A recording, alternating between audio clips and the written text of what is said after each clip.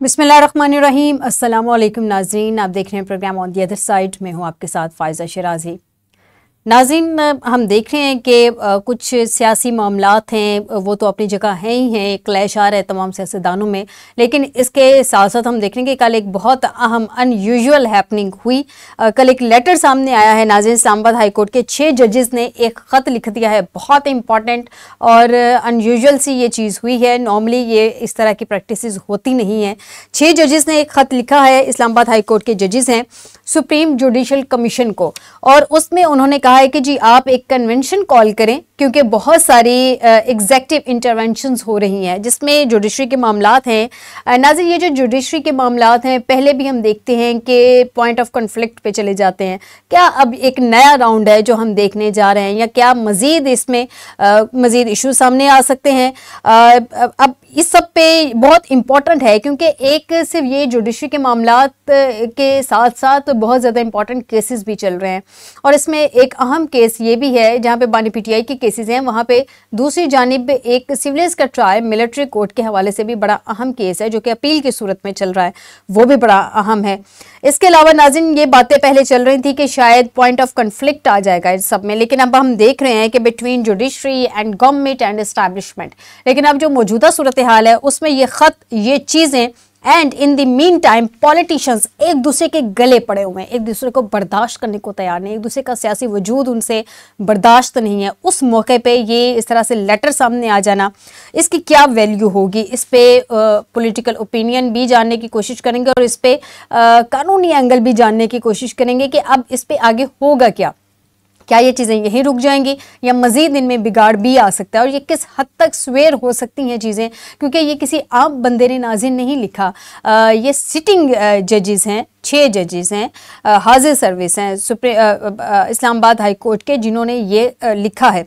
नाज़रीन, उन 6 जजेस में जिनमें तारिक महमूद जहांगीरी साहब हैं, सरदार एजाज इसहाक खान साहब हैं, समन रिफत इम्तियाज साहिबा हैं, बाबिर सत्तार साहब हैं और अरबाब मोहम्मद ताहिर साहब हैं, और बहुत सीरियस एलिगेशंस लगाए। उन्होंने कहा कि जी हम इस पे, उन्होंने सुप्रीम जुडिशल काउंसिल से उनकी ओपिनियन चाहिए। नाज़रीन, जो ओपिनियन उन्होंने मांगी है, क्योंकि बहुत ज़्यादा इंटरफेरेंस आ रही है, ये उन्होंने उसमें लिखा है। अब मैं आपको इनका लुबे लुबाब बता देती हूँ। बहुत ज़्यादा इंटरफेरेंस आ रही है एग्जेक्टिव्स की, इंक्लूडिंग ऑफिशियल्स और जो ऑपरेटिव्स ऑफ इंटेलिजेंस एजेंसीज हैं, और फिर उसमें कुछ वाक़यात भी उन्होंने कोट किए हैं जो उनके साथ हुए हैं। एक जज साहब हैं, उनके ब्रदर इन लॉ का कोई इशू आया है कि उनको अगवा कर लिया गया और फिर उनको टॉर्चर भी किया गया, उसकी भी सारी डिटेल उन्होंने उस ख़त में लिखी। और नाज़रीन, ये कोई आम ख़त नहीं है, तकरीबन 11-12 सफ़ात पे मुश्तमिल ये ख़त मेरे पास मौजूद है, जो कि ये ख़त उनको लिखा गया है, और ये इसमें इतने सीरियस एलिगेशन है कि ये तकरीबन एक चार्ज शीट साबित हो सकती है अगर ये वाकई में ये जजेस हैं जो इन्होंने इल्ज़ामात लगाए हैं उसको प्रूव कर सके। अच्छा, इसमें एक और भी चीज़ है, ये सिटिंग जजेस के ये इल्ज़ामात है, उन्होंने इसके साथ, उनके साथ क्या हुआ है। एक जज ने तो यहाँ तक कह दिया कि उनके घर में कैमरा लगा हुआ था, यानी कि उनके बेडरूम में कैमरा लगा हुआ था। फिर उनके ब्रदर लॉ, जैसा कि मैंने आपको बताया, कुछ को धमकियां दी जा रही हैं। फिर एक लोअर कोर्ट के एक जज हैं नाज़रीन, लोअर कोर्ट के जज साहब हैं, उनके घर पर, घर के ऊपर जो है वो फायर क्रैकर फेंके गए थे। ये चार्जशीट एक मुकम्मल है। अब उन्होंने उसमें रहनुमाई मांगी है कि अगर यहाँ पे कानूनी एंगल तो जानेंगे, लेकिन जहाँ तक मेरी इत्तलात हैं यहाँ पे चीज़ें आगे खामोश हैं कि अगर किसी जज को इस तरह के मामलात या इस तरह की सूरत हाल का सामना होता है तो फिर वो किस फॉरम पे जाके या किस तरह से जाके वो अपनी कंप्लेंट फाइल कर सकता है। नाज़रीन, इस सब में ये चीज़ें सिर्फ यहीं पे नहीं रुकी हैं, ये पहली दफ़ा सामने नहीं आई हैं। जजेस के इस लेटर के मुताबिक वो कह रहे हैं कि जी जनाब, उस वक्त के जो चीफ जस्टिस साहब थे, जस्टिस उमर अता बंदयाल साहब, सुप्रीम कोर्ट के चीफ जस्टिस थे, उनके भी नोटिस में वो लेके आए, और उस वक्त जो मौजूदा चीफ जस्टिस हैं, यानी कि हम देख रहे हैं कि काजी फाइज ईसा साहब, उस वक्त वो सीनियर प्यूनी जज थे, उनके नोटिस में भी ये चीज़ लेके आई गई इस लेटर के मुताबिक और जजेस के मुताबिक, और उन्होंने अपने हाई कोर्ट के जो जज साहब हैं उनके भी नोटिस में लेके आई ये चीज़। तो क्या ये एविडेंस के तौर पे ये चीज़ सामने आ सकती है कि इन तमाम सीनियर जजेस के नॉलेज में ये चीज़ आई है, और जजेस को अगर प्रूव करना पड़ जाए तो वो किस तरह से प्रूव करेंगे? क्या इतना एविडेंस काफ़ी है कि उनके घरों में ये सारे मसाइल हुए हैं, या सिटिंग जजेस हैं उन्होंने ये इल्ज़ामात लगाए हैं? नाज़रीन, इस सब का एक लिंक बनता है शौकत सिद्दीकी साहब के केस के साथ भी। यानी कि जस्टिस शौकत सिद्दीकी साहब का आपको याद होगा, जो रावलपिंडी डिस्ट्रिक्ट बार एसोसिएशन में अपनी तकरीर करते हुए उन्होंने एजेंसीज की मुदाखलत और ख़ास तौर पे उस एजेंसी के सरबराह की जो मुदाखलत है उसका जिक्र किया था। उस फॉर्मेशन बेंचेस के हवाले से थी वो जो मुदाखलत थी, और मामला कुछ दूसरे मामला थे प्रूफ के, यानी कि अगर हम देखें तो इसका मतलब है कि जस्टिस शौकत सिद्दीकी साहब, जिनका भी कुछ दिन पहले ये फैसला आया है सुप्रीम कोर्ट से, और उनको उस फैसले में जितनी भी उनके हक में फैसला गया, उनके रिलीफ दिया गया है, उनको बरतरफ पहले कर दिया गया था। अब वो बाकायदा रिटायर्ड कंसीडर होंगे और उनको उनकी जितनी भी पेंशन्स वगैरह और जो भी उनकी मरात टाइप चीज़ें होती हैं रिटायरमेंट के बाद, वो सारी उनको मिलेंगी। तो इसका मतलब इसका लिंक ये इन जजेस ने उनको सेकंड किया है। इन जजेस ने जो इन 6 जजेस हैं, इन्होंने जो बात जस्टिस शौकत सिद्दीकी ने कही थी, ये भी वही बात करें ऑलमोस्ट। इस सब पे बात करेंगे। बड़ी सीरियस किस्म की चार्जशीट है, इस पे कानूनी एंगल भी जानेंगे नाज़रीन। इस सब के अलावा कुछ सेनेट में हमारे सामने इतलात आ रही हैं, कुछ तो कंफर्म है। बलूचिस्तान के हवाले से कुछ इतलात है कि वहाँ से भी कुछ सेनेटर्स हैं जो कि बिला मुकाबला जो हैं वो मुंतखब हो गए हैं, और 7 सेनेटर्स हैं नाज़रीन जो कि बिला मुकाबला मुंतखब हो चुके हैं, जिसमें नून लीग के परवेज़ रशीद साहब, नासिर महमूद साहब, अहद चीमा, तलाल चौधरी बिला मुकाबला सेनेटर मुंतखब हो गए हैं, जबकि हुकूमती इत्तेहाद के मोहसिन नकवी भी बिला मुकाबला सेनेटर मुंतखब हो गए हैं। इसके अलावा सुन्नी इत्तेहाद कौंसिल के राजा नासिर अब्बास और हामिद खान भी सेनेटर मुंतखब हो गए हैं। यहाँ पे कुछ ने अपने कागजात वापस भी ले लिए हैं। इस पे बात करेंगे प्रोग्राम के दूसरे हिस्से में नाज़रीन। यहाँ से एक छोटा सा ब्रेक लेते हैं, ब्रेक के बाद वापस आएंगे। तो सबसे पहले ये जो एक लेटर लिखा गया है इस पे बात करेंगे। वेलकम बैक नाज़रीन। इस वक्त हमें ज्वाइन किया है मियां लियाकत अली, माहिर कानून है। बहुत शुक्रिया लियाकत साहब हमें ज्वाइन करने के लिए। लियाकत साहब, ये जो लेटर है एक्चुअल में अगर हम जिसे ये कहें कि एक चार्ज शीट है, मुकम्मल चार्ज शीट है, तो शायद गलत ना होगा। सबसे पहले अगर लेटर के मंदरजात पे अगर हम बाद में जाएं, इसकी जो इसमें लिखा हुआ है उस पर तो डिस्कस करेंगे। अगर मेनली हम जाने सबसे पहले हिट किसको करता है ये लेटर? सबसे पहले ये लेटर हमारी एजेंसियों को, मुल्की एजेंसियों को हिट करता है। देखें, मतलब जो इस लेटर में सारी जितनी भी इसकी लैंग्वेज है वो कहाँ से स्टार्ट होती है, वो पहले सबसे पहले हमारी एजेंसियों को और इनडायरेक्टली वो इंसाफ को हिट करता है। निज़ाम इंसाफ को, निज़ाम इंसाफ को कि आप जब एजेंसियां होंगी या कोई भी अदारा, एजेंसियां या कोई भी अदारा, मुल्की अदारा जब हिट करेगा किसी के अमल को और या सबोताज करने की कोशिश करे या उसको प्रेशराइज करने की कोशिश करे या किसी भी अंदाज में डायरेक्टली इनडायरेक्टली इन्फ्लुएंस करने की कोशिश करेगा, तो वो निज़ाम में आपका इंसाफ जो है ना वो मुतासर होगा। और जब निज़ाम इंसाफ मुतासर होगा तो आपके मुल्क का सारा निज़ाम ही मुतासर होगा। अच्छा, ये बड़ी अनयूजुअल सी प्रैक्टिस हुई है। मतलब जजेस ने 90% अगर हम कह लें कि हाई कोर्ट एक साइड पे खड़ी हो गई है, इस्लामाबाद हाई कोर्ट, तो शायद गलत ना होगा। चीफ जस्टिस साहब अकेले एक साइड पे शायद रह गए। अच्छा, अब ये कितनी वैल्यू रखती है, लीगल इनकी वैल्यू क्या है? और इसमें एक उन्होंने बड़ा अहम सवाल उठाया है। जो बेसिक क्वेश्चन ये है कि अगर किसी जज को इस तरह के इशूज़ हों तो कहाँ पे जाके वो अपनी आवाज़ बुलंद करे, कहाँ रिपोर्ट करे, किसको बताए? लीगली तो मैं जो सबसे पहले उसका फोरम है वो चीफ जस्टिस साहब है, उसी हाई और वो कह रहे हैं कि चीफ जस्टिस साहब के तो नॉलेज में वो लेके आए हैं। उस वक्त चीफ जस्टिस सुप्रीम कोर्ट जो थे उमर बंदियाल, उनके भी नॉलेज में लेके आए। सबसे पहले उन्होंने अपने हाई कोर्ट के आमिर फारूक साहब के नॉलेज में लाए हैं। उन्होंने कहा मेरी बात हो गई, आइंदा कोई आपको इसके आपके काम में कोई एजेंसी हायल नहीं होगी। लेकिन जब वो वहाँ से उन्हें मसलसल उसके बाद जब ये वाकया हुआ दूसरे वाला मतलब वो जो पर्सनल वाला, तो देखें वो उसको वाच करते रहे ये 6 जजेस।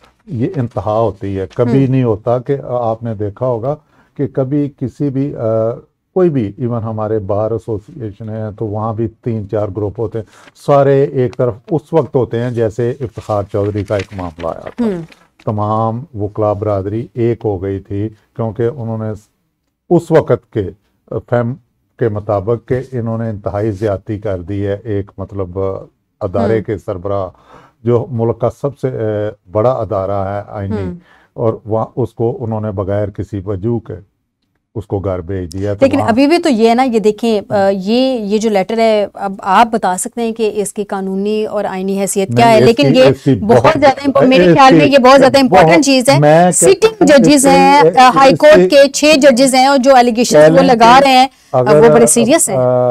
शायद अपना मैडम, अगर आप इसको इस तरह कह लेना कि अगर ये अदालती निज़ाम में इससे बड़ा बुंचाल आज तक पाकिस्तान की तारीख में नहीं आया, जितना बड़ा इन 6 जजों ने ये मुश्तरका एक लेटर लिख के और साइंड लेटर लिख के उन्होंने मतलब अपना इजहार अदम इत्मीनान कर दिया है हमारी एजेंसियों पे, हमारे सीनियर कोर्ट्स पे, कि उन्होंने कहा ये सारी चीजें हम उन पे भी के नोटिस में लाए हैं, अब हमें बताएं हम क्या करें।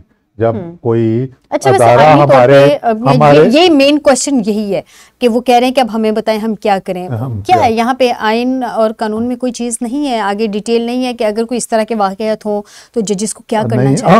अब आप देखेंगे कि बार एसोसिएशन जितनी भी है, 4 बार एसोसिएशन ने तो उनको दे दिया है, सारे स्टैंड करेंगे, सारे स्टैंड करेंगी। वो क्लब बरादरी कंप्लीटली आना भी चाहिए। इखलाकी तौर पे मैं एक बीइंग एडवोकेट होने के नाते हमारा फर्ज बनता है कि हम इनके साथ, अगर हमने इंसाफ लेना है, मुल्क के लोगों को इंसाफ देना है, ठीक है, एजेंसियां मुल्की मफाद को मद्देनजर ज़रूर रखती हैं, उन पे नज़र रखती हैं कि ऐसा तो नहीं है कि ऐसा आदमी आपके निज़ाम अदल में घुस जाए जो आपके निज़ाम अदल को तबाह कर दे, लेकिन वो आने से पहले होता है, उनकी स्क्रूटनी आने से पहले होती है। अच्छा लियाकत साहब, मुझे ये बताएं कि ये जो आर्टिकल 209 कहा जा रहा है, क्या आइन का आर्टिकल 209 के ये जुरिस्डिक्शन सीख कर सकते हैं?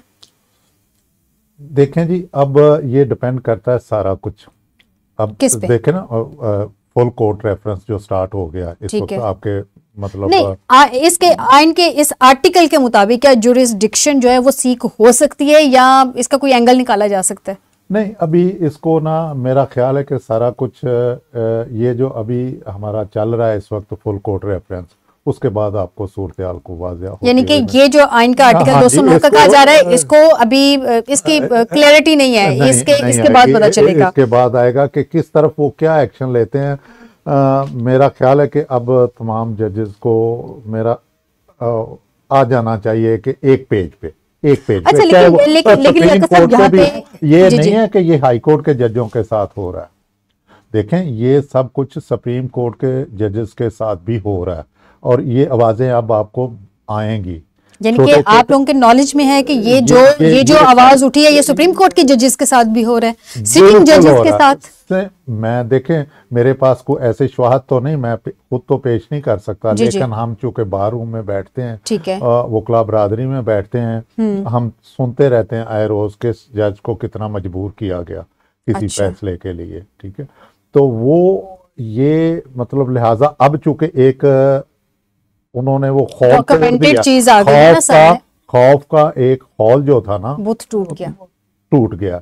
अब दूसरे जो सुप्रीम कोर्ट के जजेस हैं वो भी आएंगे इसमें, ये मैं आपको बता दूं, कंफर्म है ये चीज। यानी कि आप कह रहे हैं कि ये जो हाई कोर्ट के जजेस आए हैं सामने, इसके बाद सुप्रीम कोर्ट के जजेस भी इसी ऑलमोस्ट एंगल में आएंगे, वो भी बताएंगे कि उनको प्रेशराइज किया जा रहा है।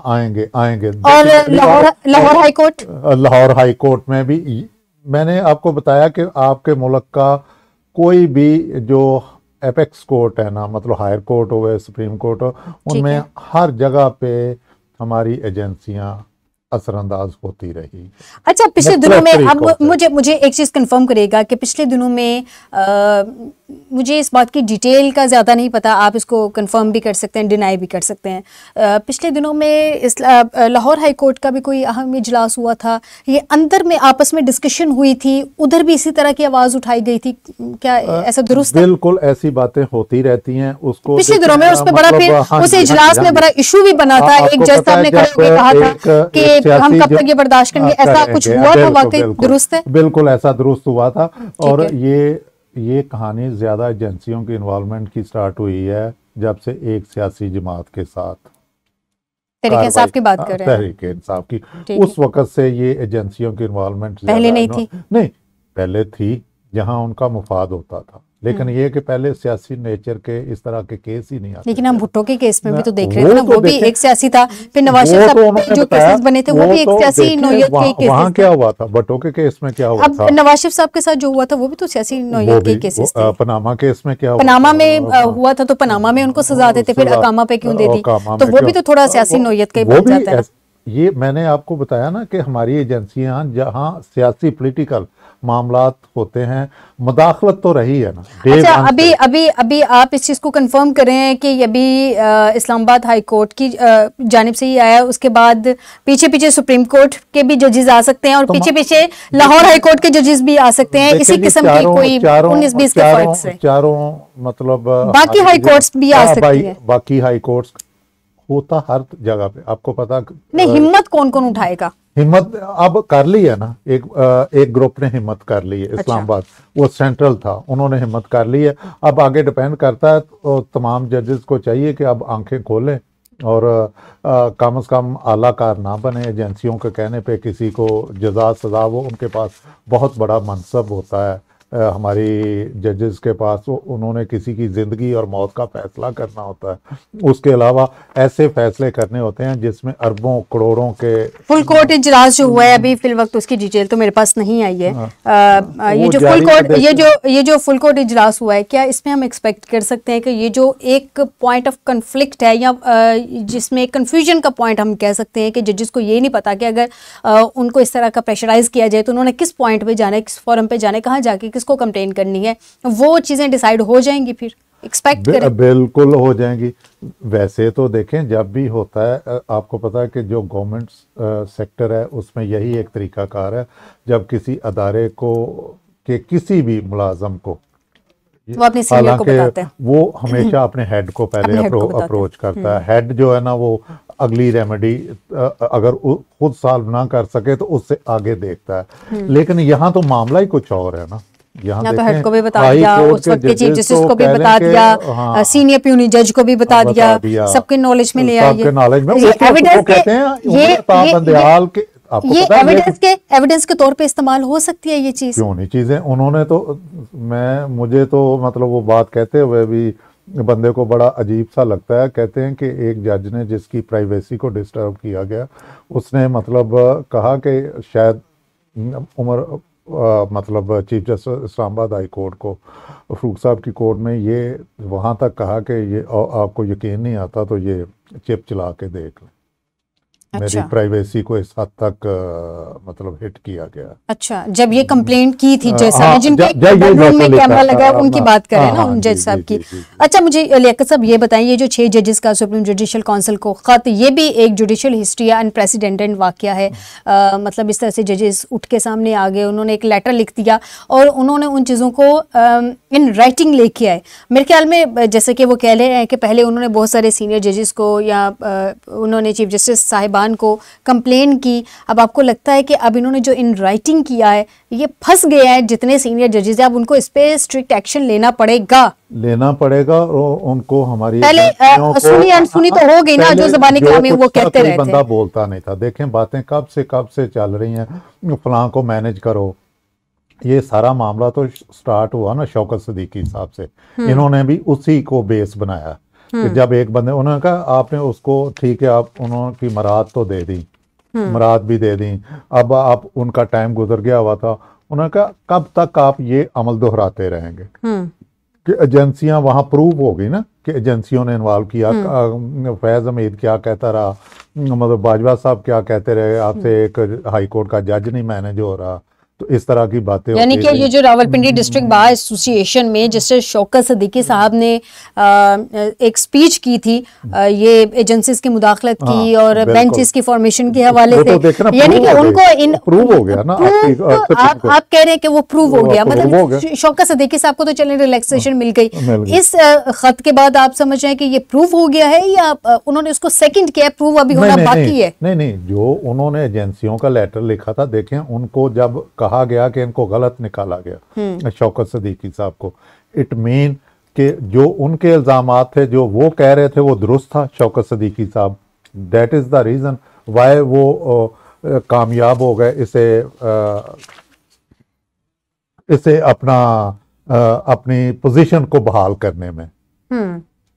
तो अब सूरत हाल ये हो गई कि शौकत सिद्दीकी साहब को बेस बना के हमारे इन 6 जजों ने कहा है कि हमारे इन्होंने उनको सेकंड किया है ना, सेकंड किया उन्होंने भी, सेकंड भी किया, मुदाखलत का कहा था, साथ अपने भी इन्होंने एविडेंस भी लगाया, अपने एविडेंस। अच्छा, मैं आऊंगी, मुझे आपसे बड़ा इंपॉर्टेंट एक क्वेश्चन पूछना है कि अगर इन जजेस को प्रूव करना पड़ गया किसी पॉइंट पे, अगर कहा गया कि जो आप इल्जामात लगा रहे हैं वो आप प्रूव करें, तो फिर वो प्रूफ किस तरह से किया जाएगा? एक मुझे आपसे ये सवाल का जवाब जानना है। लेकिन नाज़रीन, इस वक्त हमें ज्वाइन किया है चौधरी लतीफ़ सरा साहब है, माहिर कानून है, इनसे भी कानूनी एंगल जानते हैं। अस्सलाम वालेकुम सरा साहब। सरा साहब, ये जो एक लेटर आ गया है हाई कोर्ट के जजेस हैं, 6 जजेस हैं, उन्होंने खत लिख दिया है, क्या देख रहे हैं? ये मामला तो यही रुकेंगे या दूसरी हाई कोर्ट्स भी एक्शन में आएंगी? वो भी कोई अपने कंप्लेंट्स लेके आ सकती है? मामला सुप्रीम कोर्ट के जजेस का भी आ सकता है कि वो भी शायद कोई कंप्लेंट लेके आ जाए? बिस्मिल्लाहिर्रहमानिर्रहीम। जैसे ये शौक की आग लगेगी ना, तो फिर हर चीज को जला के रख देगी। ये शौकत अजीज सिद्दीकी साहब की बात अभी आप फरमा रहे थे जी, वो पहला जो आगे बढ़ा और उसने इस जमीन की जो बुझाने के लिए और यहाँ पर बेबसी और बेकसी के पीछे धक्का लगाने वाली जो फोर्सेस थी उनको बेनकाब किया था, और उसकी बर्दाश्त में उन लोगों ने उसके साथ जो सलूक किया और फिर सुप्रीम कोर्ट ने जिस तरह से उनका वो जो मौतली का फैसला था उसको कहा गया कि जबरन करवाया गया था। मैं एक बात और करता चलूं यहाँ पर, आपने अभी फरमाया, मैं सुन रहा था, आपने कहा कि शौकत अजीज सिद्दीकी साहब को रिलीज मिल गया, क्या उनकी उम्र वापस आ जाएगी? क्या वो जो माहौल सरा साहब, भुट्टो साहब के भी तो जो उनके साथ हुआ था उस पर भी अदालत ने पशेमानी का इजहार किया, लेकिन भुट्टो साहब भी तो वापस नहीं आए ना। यही तो हम बात कर रहे हैं कि क्या ये मामलात कभी दुरुस्त हो पाएंगे भी या नहीं? क्या सारे जजेस मिलके यक जबान होके कोई वन पेज पे आएंगे या नहीं आ सकेंगे, या दूसरे भी अपनी कंप्लेंट्स लेके आएंगे, या मामला यहीं पे दब जाएगा, रफा दफा हो जाएगा? होगा क्या? बात बिल्कुल नहीं दबेगी, बात आगे बढ़ती रहेगी। जिस तरह से ये शऊर, ये आगाही जो है वो फैलेगी, इस तरह से ये जो अभी दुरुस्त किया कुछ लोगों ने, आप देखिएगा इंशाअल्लाह तबारक व तआला सुप्रीम कोर्ट में भी ये बात आगे बढ़ेगी और लोग बताएंगे किसने कौन सा फैसला किसके दबाव में और किस अंदाज में किया था। ये तारीख नहीं मसनी हो जाएगा, सारी डिटेल सामने आ जाएगी सियासी फैसलों की। बिल्कुल, एक फैसला जो है वो पहले भी खुद तो बोल ही नहीं रहा है, लेकिन जिन्होंने ये फैसले किए हैं वो खुद भी बोलेंगे, ये ज्यादा दूर की बात नहीं है। मैं एक जुमला आपकी इजाजत से यही कहना चाहता था। जी जी, जब शौकत सिद्दीकी साहब से मेरी मुलाकात हुई थी आखिरी, तो मैंने उनसे यही बात कही थी कि आपने एक बहुत जुर्मंदाना काम किया था, लेकिन उन लोगों के सामने कर दिया जिन लोगों को आपकी वफाओं को जफाओं में बदलना आता था। अच्छा। और अब सूरत जो ये है, देखें, 2 बातें होंगी। एक तो ये कि आपने कहा शौकत सिद्दीकी साहब को रिलीज मिल गया, लेकिन जिन्होंने वो जुल्म किया है उनको सजा कौन देगा? ये जो देखो, जो सुप्रीम कोर्ट का सरा साहब, ये आप जो पॉइंट रेज कर रहे हैं यही ऑलमोस्ट इसी से मिलता जुलता जो पॉइंट है। जजेस ने भी अपनी कंफ्यूजन का इजहार किया है, उस पर भी जरा कानूनी एंगल मुझे बता दीजिए। उन्होंने कहा है कि हमें ये वाजे नहीं है कि एक जज कैसे प्रूव करेगा कि इंटरफेरेंस या इंटरमिटेशन हुई है नहीं हुई है, अगर वो रिपोर्ट करता है इस चीज को तो, क्योंकि ऑनेस्ट टू प्रूव इट जज के ऊपर ही होता है ना, कि उसने प्रूव करना है कि उसको कैसे प्रेशराइज किया गया, उसको किस तरह से कहा गया कि आपने डिसीजन चेंज करने हैं, तो जज किस तरह से प्रूव करेगा? ये 6 जजेस भी इस पे कंफ्यूज हैं। देखिए, ये तो अब तो मसला ही आसान हो गया है। डॉक्टर सिद्दीकी साहब का फैसला आने के बाद जजों ने उसी रास्ते पे चलना है, उसी मदरसे पे चलना है। लेकिन अब इनको फायदा ये होगा कि जो जुल्म और जो जबर जो है वो शौकत सिद्दीकी साहब के साथ हुआ था, इनके साथ नहीं होगा, और इनके साथ जब नहीं होगा और ये प्रूफ कौन करेगा? बसर साहब, सॉरी सरा साहब, ये प्रूफ कौन करेगा? शेखी साहब का किसने किया? वो तो सुप्रीम कोर्ट के जजेस ने किया है ना। तो इनमें से कोई नहीं आगे जा सकता, कोई रुकावट है? मैं कहना चाहूंगा सरा साहब, वो एक शौकत अजीज सिद्दीकी साहब का केस था, यहाँ पे 6 जजेस सिटिंग जजेस हैं जिनको अभी बरतरफ नहीं किया गया, बार्स उनके हक में खड़ी हो गई हैं, तो ये आपको नहीं लगता कोई प्रेशर आ सकता है दूसरी साइड से? मैं एक छोटी सी कहता चलूं, आपने कहा कि सुप्रीम कोर्ट ने वो डिटरमिन किया है, सुप्रीम कोर्ट ने फैसला किया है, उसने प्रूव किया है। अगर जजेस ना भी जाना चाहें, ठीक है, मैं और आप जाना चाहें, तो हमें कोई रोक सकता है? आम आदमी बन के आप कह रहे हैं ना, वो तो एक आम आदमी बन के हो गया ना। तो जब आम आदमी जाएगा तो नोट तो सभी को होंगे। ठीक, सर साहब मुझे 1 मिनट दीजिएगा, 1 मिनट दीजिएगा। लियाकत साहब, एक्चुअल में ये जो पॉइंट अभी मैंने रेज किया है, इसमें basically this is the crux of this letter कि ये होगा कैसे, प्रूव जो है वो तो जज को ही करना है ना। मतलब उनको कहीं भी प्रूव करने की फायदा, उनको कहीं भी प्रूव करने की जरूरत नहीं है, एविडेंस उनके पास है, ये बहुत बड़े एलिगेशन उनके पास है, उनके पास चिपें मौजूद है, आपके कैमरे मौजूद है, सब कुछ जो कुछ निकला है ना, वो तो कैमरा मौजूद है, लेकिन अगर उससे पहले के लेटर और कुछ एविडेंसेस ऐसी हैं, ये आज की बात नहीं है, ये आपको पता है 9 मई हुआ था, तो 10 मई से ये काम स्टार्ट हुआ, 23 मई के वाकयात भी उसमें हैं, उस वक्त के चीफ जस्टिस वो भी अभी इधर ही मौजूद है। लेकिन लेट्स सपोज हम दोनों एंगल देख लेते हैं ना, अगर जजेस अपना ये जो इल्जाम है ये साबित ना कर पाए तो फिर कॉन्सिक्वेंसेस क्या होंगे? उनसे ज्यादा देखें, एक तो पहली बात है कि वो कभी भी ऐसा काम नहीं करेंगे, एक बंदा कहीं भी किसी भी मामले में मुतअस्सब हो सकता है। 6 लोग जब सामने आए ना,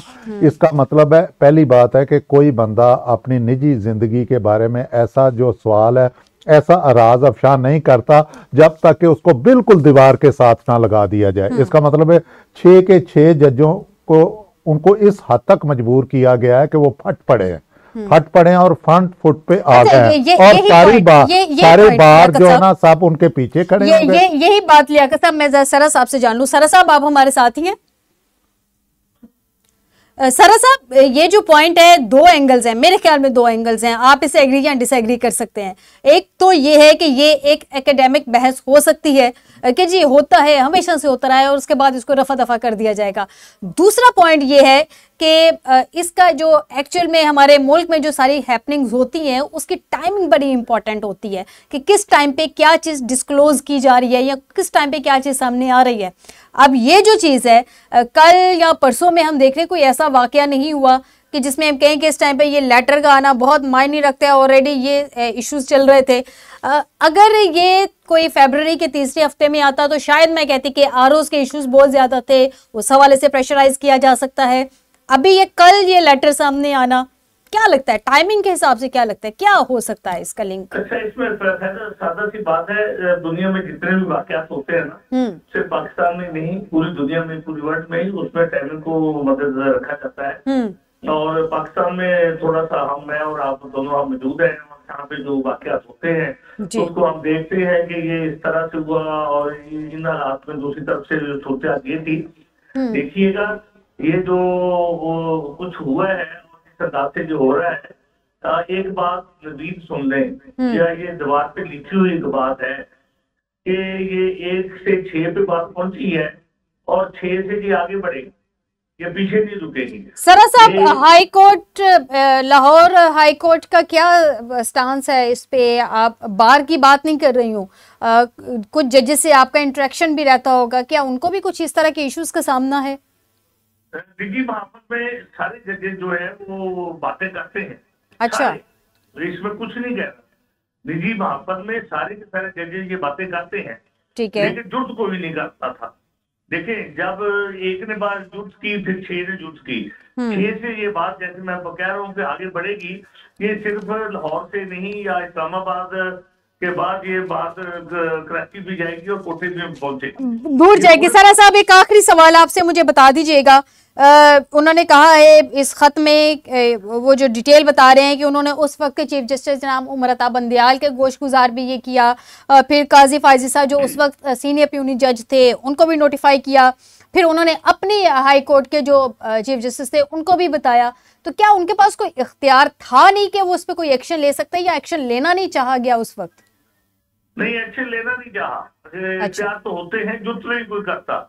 ठीक है, समझते हैं कि हम बैठे हैं तो हम बैठे ही रहे। ठीक, सर साहब आपका टेक आ गया कि एक्शन लेना नहीं चाहा। लियाकत साहब, लास्ट पॉइंट आपसे, वाकई में आप एग्री करते हैं सर साहब की बात से कि एक्शन वो लेना चाह नहीं रहे थे, इसलिए नहीं एक्शन लिया गया, इख्तियारात ही नहीं होते? मतलब बिल्कुल सर साहब ने दुरुस्त फरमाया कि वो कई बार होता है कि ज़बानी कलामी जमा तफरीक हो जाती है। हमारी सुप्रीम कोर्ट के उस वक्त के उमर अता बंदयाल साहब ने कह दिया होगा काजी फायज को भी मिले, लेकिन मैं समझता हूँ जजेस के पास हमेशा इखलाकी जो होता है वो इख्तियार होता है। मतलब कोई फोर्स नहीं होती, कोई इम्प्लीमेंट नहीं इन्होंने करना होता, कोई भी इनके पास फील्ड फोर्स नहीं होती। नहीं, 184 तो वो भी अगर इम्प्लीमेंट करवानी है तो आपकी फोर्सेस नहीं करवानी है ना बाहर जाके। ठीक हो गया लियाकत साहब, आपका भी पॉइंट आ गया। नाज़रीन, यही बात अपने प्रोग्राम में मैंने डिस्कस की कि इन राइटिंग जजेस को लाने की क्या ज़रूरत पेश आ गई। ठीक है, बैठते अपने हाई कोर्ट के जो चीफ जस्टिस साहब हैं या बाकी सीनियर जजेस हैं उनके साथ बैठते, सुप्रीम कोर्ट के जज के उनके नॉलेज में दोबारा लेके आते और बैठ के कोई मामला डिस्कस कर लेते वहाँ पे, लेकिन वो इन राइटिंग लेके आए हैं। इसका मतलब ये कि वो एविडेंस के तौर पे सामने लेके आए हैं। अब इस पे एक्ट क्या होता है, इस पे कितना एक्शन लिया जाता है, ये तो अब देखते हैं कि क्या डिटेल सामने आती हैं। इस पर मज़ीद भी डिस्कशन जारी रहेगी आने वाले दिनों में। आज के प्रोग्राम से दीजिएगा इजाज़त, बशर्ते ज़िंदगी आपसे दोबारा मुलाकात होगी। अपना ख्याल रखिएगा, अल्लाह हाफिज़।